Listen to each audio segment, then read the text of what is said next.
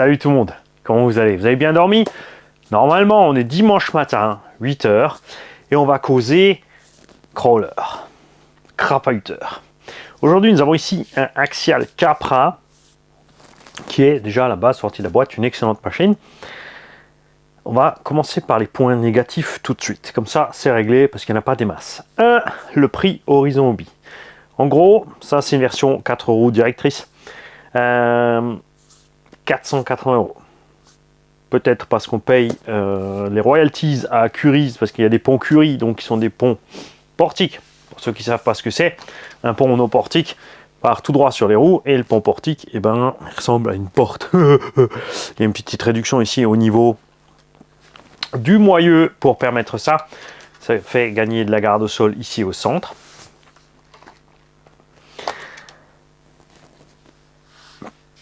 Pour ce prix-là, tu as un engin à charbon avec 2 cerveaux pignons laiton de 9 kg, des palonniers en plastique dessus.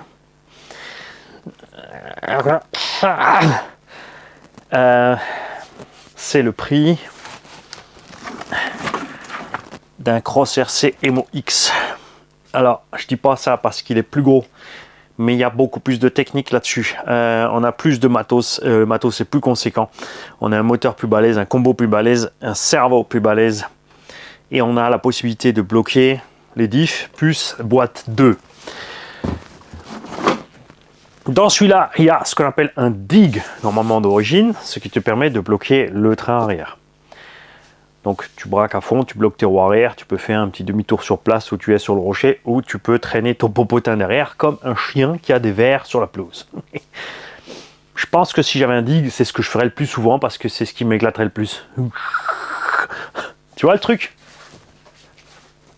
Avec le cul qui frotte par terre.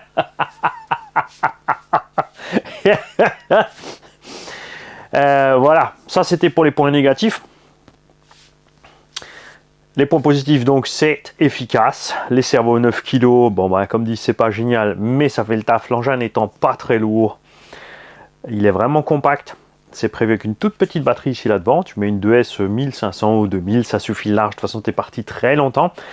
Et à ce prix-là, perso, franchement, pourquoi est-ce qu'il y a un combo charbon? À ce prix-là, il devrait y avoir un combo style fusion à bord. Basta. La boîte est en module 48. Alors ça, je ne l'ai pas mis dans les points négatifs, c'est dans les plus-moins parce que... Moi, j'aime pas. Les crawleristes, ça ne les dérange pas. Moi, je préfère quand c'est silencieux. Tu as vu le Emo X comme il est silencieux? C'est génial. Tu peux mettre un module son, si tu as envie d'un module son, ou avoir juste pas de bruit.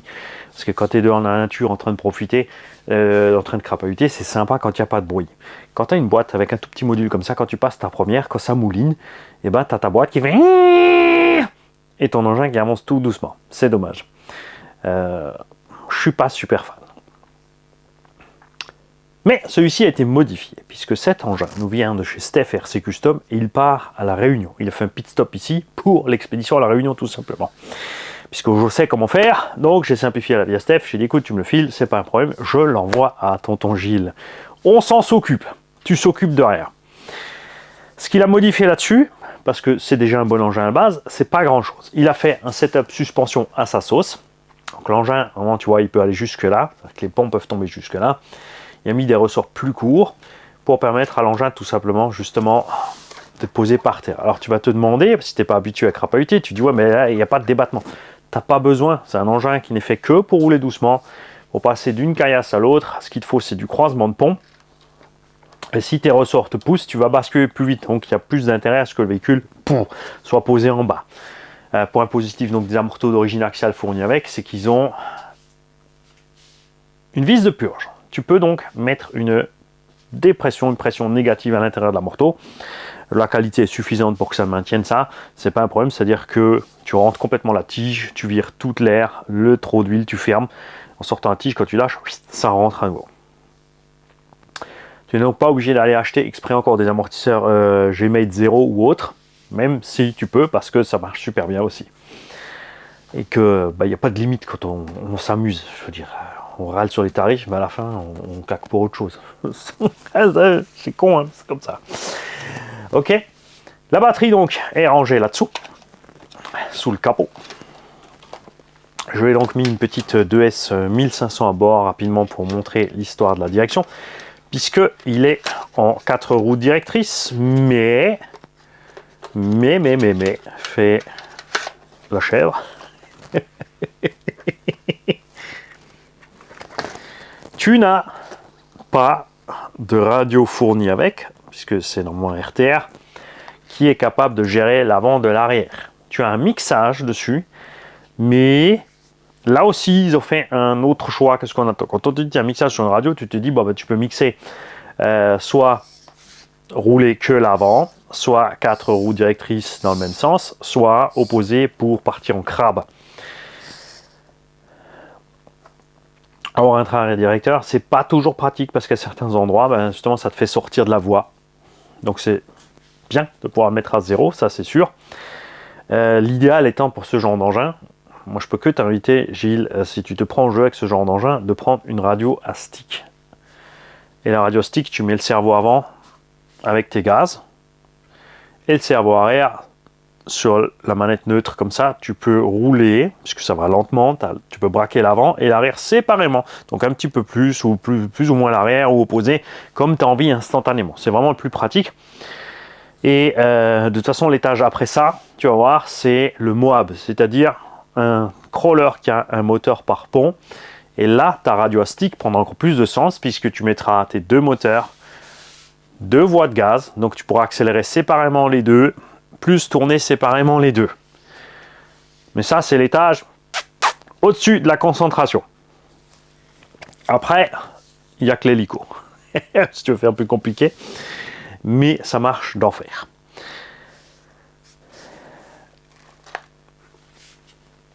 Steph RC Custom a monté les ponts en alu. Bien sûr, tu peux laisser les ponts plastiques et ajouter du lest, mais justement, tu ajoutes. Là, tu as déjà le pont intégré dans le pont alu, puisque ça pèse déjà lourd. Tu n'es pas obligé du coup d'aller décoller tes pneus, à remettre du lest dessus, même si ce sont des jantes démontables et que tu peux lester tes pneus, changer tes mousses, changer tes pneus séparément des jantes, etc. Le but ici pour Stéphane, c'était de rester relativement proche quand même de l'origine, pour des raisons de budget, et que c'est largement assez efficace comme ça, que tu n'as pas besoin d'en faire trop. Okay, la plus grosse modif vient à l'intérieur ici. Normalement, le patin dessous est conique. De face, il est comme ça. Ça, si tu sur les rochers, tu glisses à gauche, à droite. Mais il dépasse un petit peu à cause de la transmission qui est dedans. Et Steph a monté ici une transmission de SCX10. Donc on a un module plus gros, donc moins de gna. On n'a plus le dig, mais ouais, avec les 4 roues directrices, moi je trouve aussi que le dig c'est pas absolument utile. On a un moteur 550 à la place du petit moteur 540. C'est quand même un 27 tours, donc qui tourne relativement lentement. Et le cardan arrière a été passé en ferraille. La boîte aussi a déporté un peu plus vers l'avant que la boîte d'origine. On a le combo d'origine, sinon, comme dit, tu as vu les cerveaux d'origine et tout ce qui va avec. Autre petite modif, l'échappe en alu ici, puisque c'est un peu la bête noire Horizon B, ces échappes qui s'ovalisent tout le temps. Sur la direction, c'est quand même mieux d'avoir mis les échappes alu, elles ont moins de jeu, la barre bouge moins aussi, parce qu'avec l'échappe plastoc, en fait, tu as cette barre qui va très vite pendouiller, vous l'avez vu sur le Rift, et tout le temps taper sur le pont en bas ou être dans le chemin. Là, elle est bloquée, elle ne peut pas bouger. Encore, même si l'échappe ferait le travail, je le répète, c'est un engin qui va très lentement, tu vas voir, parce que là, on est au stade où on va aller le mettre en route, il n'y a pas plus à dire. On va juste faire un petit tour sur la notice encore, de ce Capra. Notice complète de montage, avec tous les détails. On a des couronnes principales spirales, ça c'est très bien. Attention, il y a un sens, c'est précisé dessus, il y a un sens de montage entre l'avant et l'arrière, ne pas se planter, d'accord. Ce qui était drôle, c'est que je suis allé voir, donc je suis passé par l'étagement pignon, puisque là il m'a marqué 32P. Steph, je me suis donc dit, je vais aller voir ce qu'il y a d'origine. Et dans la notice, le pignon n'y est pas. C'est en surforce honnête que j'ai trouvé donc que le pignon d'origine est en 48 pitch.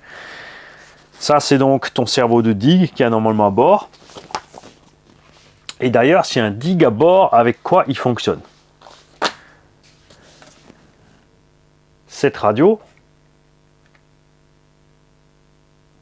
n'ayant pas assez d'interrupteurs. Puisque ça, c'est pour la deuxième direction. Ah, ça, c'est rigolo. Alors, est-ce que cette notice est là pour le axial standard, qui a le dig commandé là-dessus et pas de 4 roues directrices? Et quand tu as les 4 roues directrices, effectivement, c'est le Capra standard qui n'a pas 4 roues directrices. Ce qui vont donc dire que le 4 roues directrices, de toute façon, n'a pas le dig à bord. Il y a une bague pour bloquer le dig. Si j'ai tout bien suivi.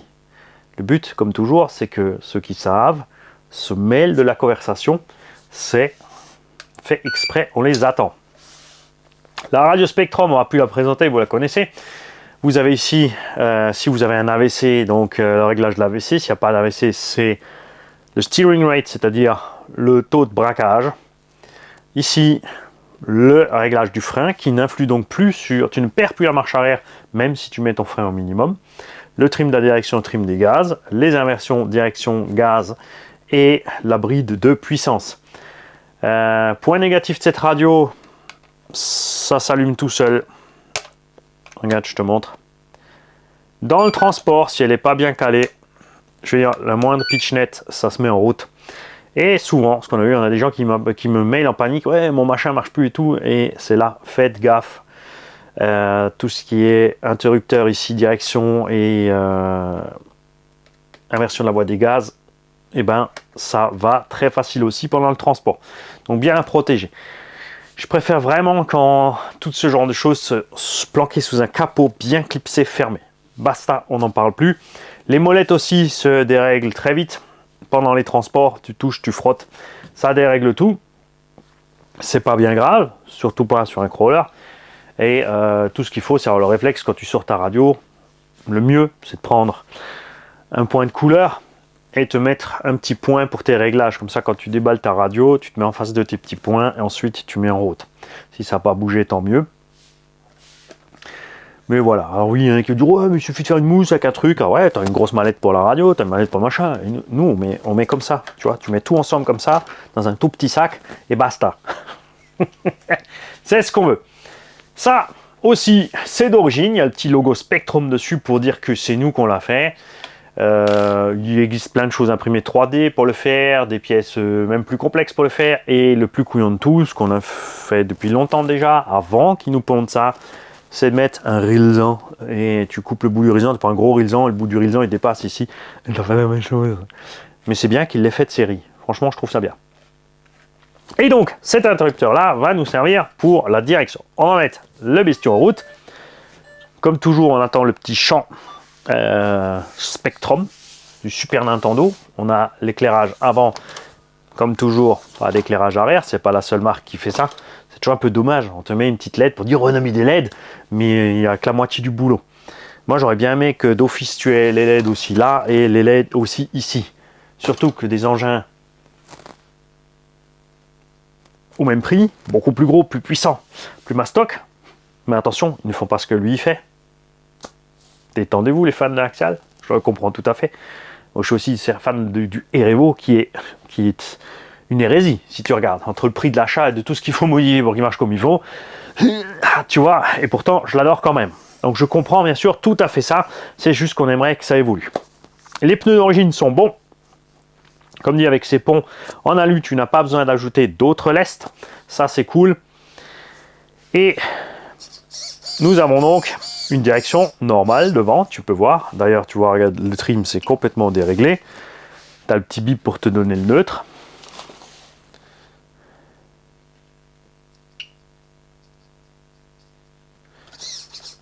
On va braquer 2-3 fois. On va voir s'il est à fond aussi sur le PA. Ouais, c'est bon.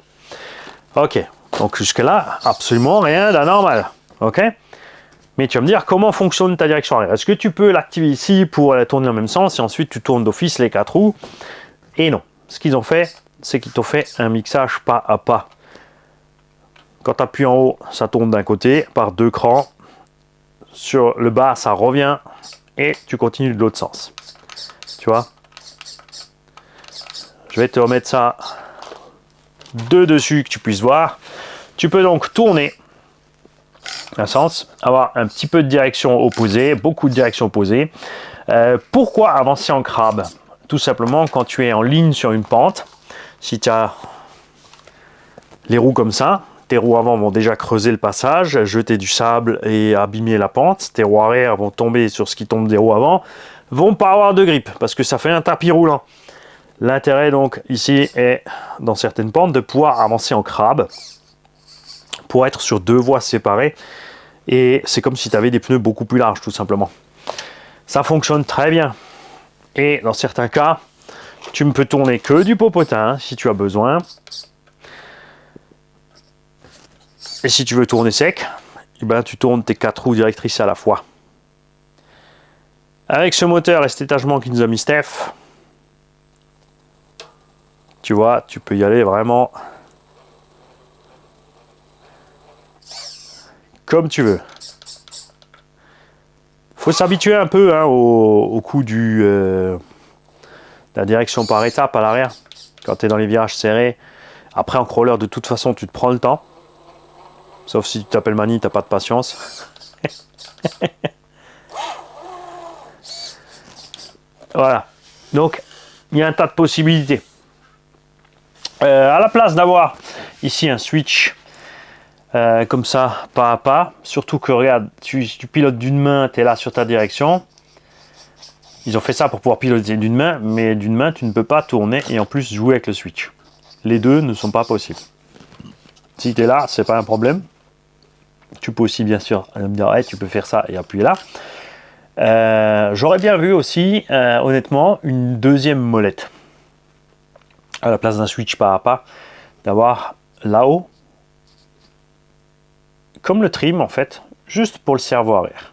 D'accord?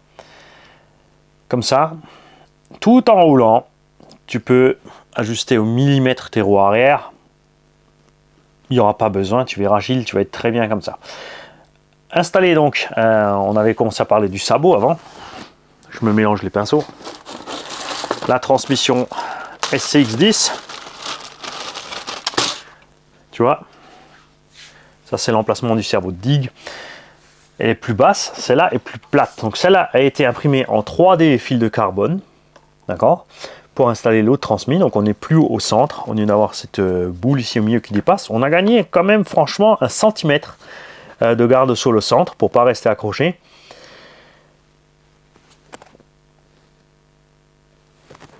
Et j'ai oublié quelque chose. J'ai oublié de qui ça vient. Parce que Steph RC Custom m'a dit d'où ça vient, qui c'est qui a fait cette plaque. Mais j'ai oublié. Alors Steph, si tu passes par là, balance le petit com qui va bien. Ou Gilles, si tu t'en souviens, tu nous dis ça. S'il te plaît. Et il n'y a rien de plus à dire. Je ne vais pas aller l'essayer. Parce qu'il est tout neuf, tout beau, tout propre. On va... puisque Gilles nous a déjà fait des vidéos, on va demander à Gilles de s'en occuper. D'accord? Il y a aussi un slipper à bord. Beaucoup se demandent pourquoi il y a un slipper sur les crawlers, mais c'est pour pas forcer sur la transmission. Parce que comme on a des grosses réductions, et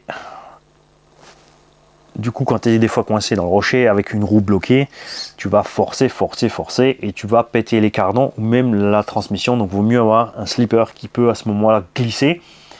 Et c'est bien sûr au pilote d'écouter sa machine hein, pour savoir ce genre de choses.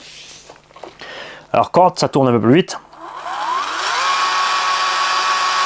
on a un tout petit bruit électrique de rien du tout, mais c'est beaucoup mieux que le module 48 d'origine, hein, ça je te le garantis. J'aimerais vraiment aussi que Axial, enfin Horizon Bi, vraiment fasse les diffs pour le SCX6 on-show, qui nous fasse en option des diffs bloquables à monter dedans dans le véhicule ou faire un V2 avec les diffs débloquables à bord. J'aimerais voir arriver du Capra d'une taille supérieure aussi, honnêtement. C'est vrai que beaucoup de circuits sont prévus pour les indices et ça suffit pour la plupart des gens. Mais il faut penser à tous ceux comme moi qui roulent dehors comme des sauvageons. Donc je veux un Capra avec diff débloquable en 1/6, avec boîte 2, digue, tout le tralala la loup.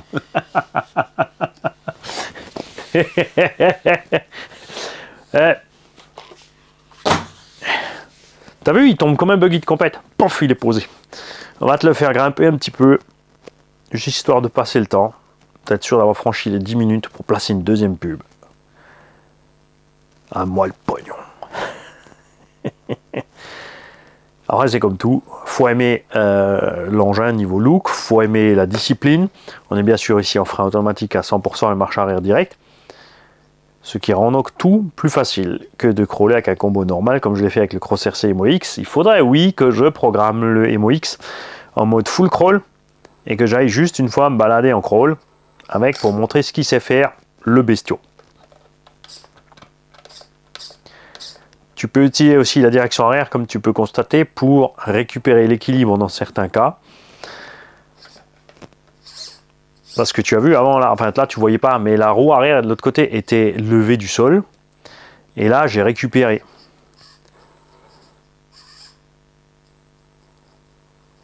On va voir.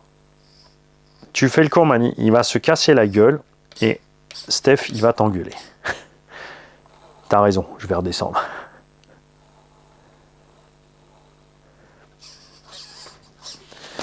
Bref, il y a de quoi faire. Gilles, on attend les vidéos de ta part de l'engin. Prends-toi le temps. Si jamais tu as bien sûr quelqu'un avec toi qui peut suivre l'engin de plus près, ça c'est ce qui est de plus génial. Ne t'inquiète pas pour les palonniers plastiques, parce que Maniral, ça fera le boulot un sacré moment. D'un autre côté, ça fait fusible. Parce que je te déconseille même d'ailleurs de mettre des palonniers alu sur les pignons laiton. Parce que ce qui va se passer, c'est que tu vas péter les dents. Alors que là, tu vas péter uniquement le palonnier, qui est très vite remplacé, pas cher du tout. Si après, par la suite, tu mets des cerveaux plus balèzes, tu pourras mettre tes palonniers alu, mais il n'y aura pas besoin de plus balèzes. L'engin pèse pas lourd. Il n'y a aucun gros effort vraiment monstrueux dessus, selon ce que tu fais. Donc ça va aller, ça va le faire. Fan de Axial, qui a un Capra, parle-moi de ton Capra. À ceux qui ont des bombers, parlez-moi des bombers. Parce que moi, personnellement, je préfère un peu le bomber, ne serait-ce que niveau look. Dans ces gabarits, ce forme-là, ce que je préfère, c'est le Gmed Gomme. G-O-M-E, le gommé, gomme qui s'appelle. Mais là, pareil, pourquoi je ne l'ai jamais acheté? Parce que j'aime pas ça. J'ai fait l'erreur avec le UT4 de me dire ah, c'est pas très grave, ça siffle, ça va aller. Résultat, je l'ai revendu direct parce que je supporte pas le bruit. C'est pour ça que je suis très content que le Cross RC Emo X a retrouvé une boîte en plastique et pas un truc qui siffle à mort. Ceux qui roulent, beaucoup roulent stock parce que comme je l'ai dit, il est déjà super efficace. Quels sont les modifs que vous conseillez? De toute façon, alors le lest, soit passer sur les ponts alu, soit mettre les lestes sur les roues, ça c'est clair, pour coller les masses au sol. Qu'est-ce que vous avez fait comme réglage suspension? Est-ce que vous avez changé les amortos? Pourquoi? On veut tout savoir, d'accord? Ces engins-là sont les successeurs du AX10 Axial. J'aimerais quand même que Axial ressorte le AX10.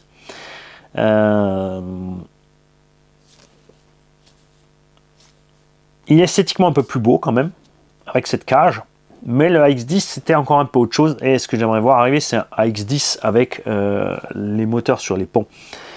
À l'heure actuelle, on n'est pas obligé de mettre un gros moteur charbon au milieu. Le moteur charbon, c'est pas très balèze. Ça fait 700 watts en crête, 350 watts en continu. Donc on pourrait mettre deux petits 28-50 par pont.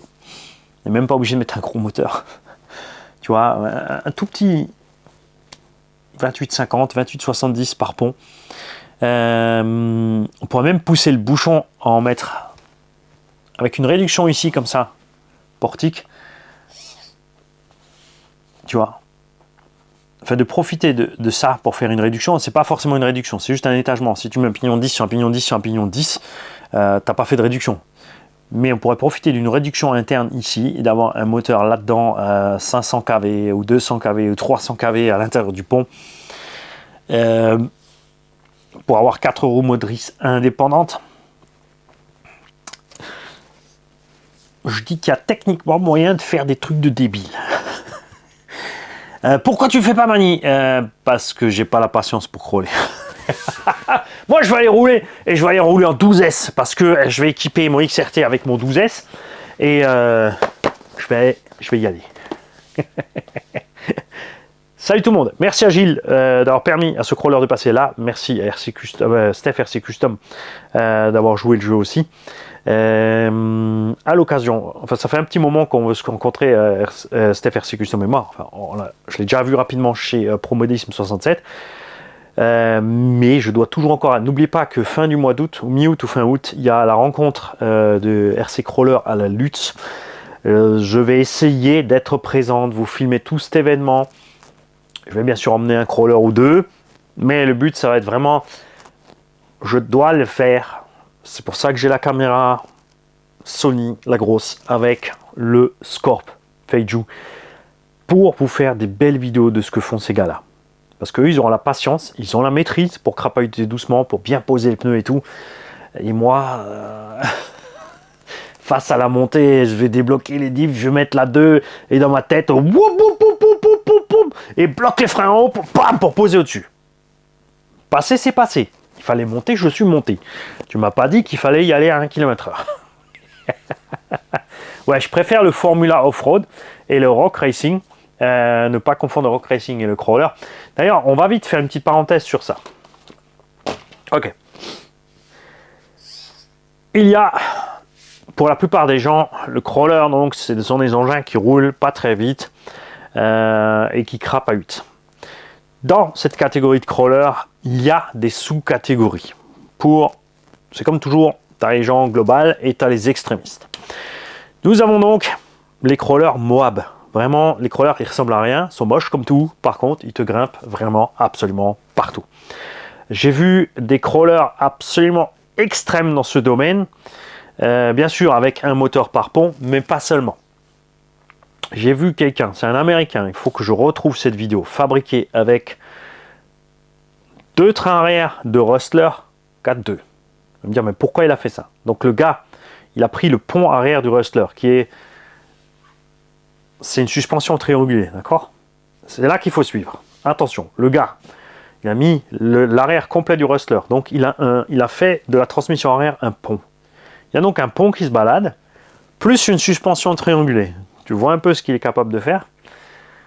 Châssis articulé, la même chose devant. 4 roues directrices. D'accord? Moteur avant et arrière séparés. Et il est capable de plier le châssis. Il a mis des servos qui contractent le châssis. Alors, il y a un crawler extrême comme ça français qui s'appelait le Dahu. Que Jam Jam avait d'ailleurs, je crois qu'il y a même des vidéos sur sa chaîne, passez voir RC Jam Jam sur YouTube, et d'autres châssis qui ont repris ensuite ça, ils flexent tout seul, c'est à dire que tant que tu motrices, la motricité tire le châssis parce que les roues avant vont plus vite que les arrières, généralement sur ce genre d'engin en plus, et quand ils arrivent sur un gros machin, le châssis il fait ça. Donc ils sont capables de franchir une marche parce que au lieu de toucher au milieu, ils font ça. Donc on a les roues avant qui sont posées en haut de la marche, les roues arrière en bas, et le machin il peut monter tranquille ta marche comme ça. Et au fur et à mesure qu'il arrive en haut, il se redéplie. Et lui il a fait ça avec des servos. Le gars il a une manette d'hélico. Hein, le mec il est avec ses sticks dans tous les sens. C'est-à-dire qu'il peut avancer ses 2 moteurs, il peut bouger ses 2 directions. Et il peut flexer son châssis, tout ça avec une seule et unique télécommande. Il a fait une vidéo où il a posé 2 briques. Il y a un espace de la longueur du crawler entre les 2 briques, il arrive à te franchir le truc, je sais pas comment. On a l'impression que c'est le petit bonhomme en glu que tu colles à la vitre là. Un truc de malade. Donc il y a des extrêmes. Il y a ceux comme moi qui préfèrent le trail, qui ont donc un engin qui est un peu réaliste. Ça aussi c'est un engin réaliste puisqu'il existe en vrai, le Capra. Donc type Jeep ou autre machin où tu peux faire un peu tout avec, tu peux crawler correctement déjà, tu peux quand même déjà aller un peu plus vite. Il y a l'autre extrême, parce qu'il y a un extrême c'est les crawlers extrêmes et un autre extrême ce sont les scaleux. Les scaleux, eux, l'engin il peut pas crapahuter comme un crawler à fond la caisse, mais c'est une reproduction le plus fidèle possible. Il y a même les moteurs à bord avec des fois des éléments mobiles sur le moteur, les courroies, les trucs comme ça. Ils vont pousser le bouchon à fond. Capo RC qui fait des trucs à fond là-dedans. Il y a Cross RC qui fait le Tank 300 dans ce domaine-là. Il y a Cragsman. Enfin, il y a plein de choses. Il y en a pour tous. Comme toujours, il y a les gens qui sont très partageurs. qui s'en fiche que tu viennes avec ton petit T2M Swinger, donc BSD, FS Racing, machin bidule, avec un moteur par pont. C'est un jouet, mais ça fonctionne, ça passe, parce que en crawler, il ne faut pas grand-chose. Tu vois bien, il n'y a pas un seul diff là-dedans. Ce qu'il te faut, c'est une réduction, un poids bas. Le poids le plus lourd doit être en bas du véhicule. Une grosse réduction. Aucun différentiel ni rien. Pas de sauve-cerveau, une bonne direction, un bon cerveau de direction et c'est parti. À la limite, est-ce que tu as vraiment même besoin d'un morteau? Pas vraiment non plus en fait. Tu pourrais, je pense, t'en passer, mettre des simples, juste des ressorts. Ou juste des amortos sans ressort avec une huile épaisse, ça fera le même boulot. C'est pour ça que pour moi, c'est encore plus délirant que ces engins sont tellement chers. Comment quelque chose qui n'a pas de technique à bord peut être plus cher qu'un engin qui a des blocages pont, boîte 2, tu vois. C'est assez étrange. Mais il en faut pour tous. Donc moi, je veux vos avis sur la question. Ceux qui connaissent toutes les différentes catégories, puisque ça a commencé à évoluer de plus en plus. Au début, comme dit, on avait surtout le AX10, qui était juste un crawler. Après, ils ont commencé à faire des scales. Ensuite, ils ont commencé à faire des rock racers, qui est encore un peu différent, puisque c'est des engins qui vont un peu plus fort dans les pentes. On a les engins comme l'Axial Rift, qui normalement sont faits pour faire de la montée impossible. Il y a les rock racers et les rock bouncers. C'est encore pas pareil. Tu vois, il y a plein de catégories comme ça. Il y a les UT4 au milieu, les machins, les bidules, les trucs. Il y a de quoi s'y perdre. Donc les passionnés de la chose, ceux qui maîtrisent le truc, qui sont allés se renseigner partout, qui ont regardé des tonnes de vidéos, on vous attend dans les coms, on a envie que vous partagiez avec nous. Moi, j'ai pas de connaissances dans ce domaine parce que ça ne m'intéresse pas, tout simplement.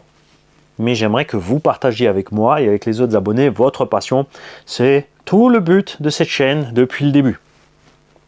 Au début, j'ai peut-être pas été assez clair sur la chose, mais là maintenant, je te le dis, je pense que ça va être assez clair pour toi. Donc, on vous attend. Tous ceux qui ont des engins Steph RC Custom, pareil, vous signalez, vous nous partagez vos impressions de la machine. Est-ce que vous avez roulé votre engin avant qu'il le modifie et ensuite l'avez roulé modifié par Steph, que vous avez acheté directement un engin modifié par Steph, etc., etc., etc. On veut tout savoir. Les kikis, je vous dis, bon, plus tard, on a des vidéos qui tournent déjà la journée. Et puis sinon, demain matin, lundi, une vidéo d'atelier.